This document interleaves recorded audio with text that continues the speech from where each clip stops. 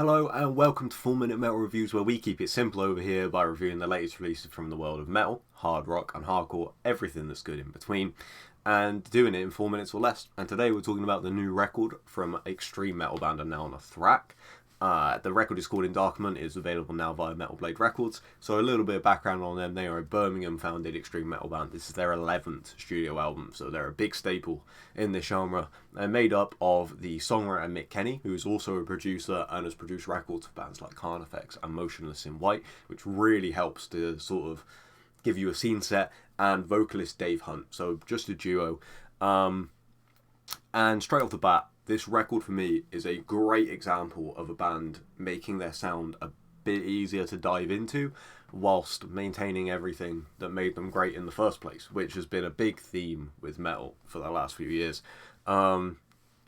They remain in their very sort of grim world on this record, and but there's little moments of positivity. Don't get me wrong, this is an extreme metal record and it is still incredibly heavy, but there are enough things in this record for me to see it as a more accessible extreme metal album, which, believe me, Nathrak's previous work, which I've had to dive into when doing this review because this is my first full Nathrak experience. Their previous stuff is a tough listen if you are not too familiar with extreme metal, and would not be recommended to anyone as the first jumping in point. Whereas this record, I don't know, I think you could make that argument.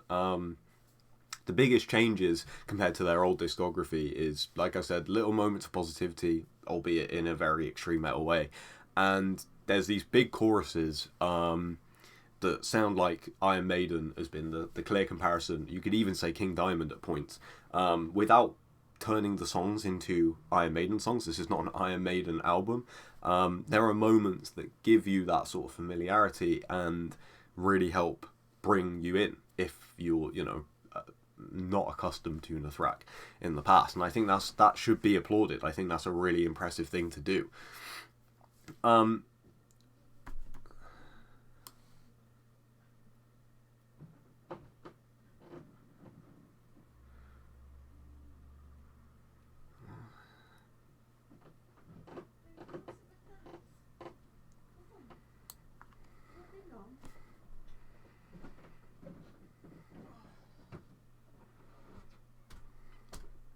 And the production on this record is maybe its biggest asset. Like I said before with Mick Kenny's history, it sounds incredible. I think this might be the best sounding metal album of the year. And that for me was a massive reason to keep me coming back to this album. Just how good it sounds on a pair of good headphones. It's great. And like I said, it has that Iron Maiden-esque quality, but it still feels like extreme metal, but also sounds massive in scale. Think of it like extreme metal, but with a Maiden style budget.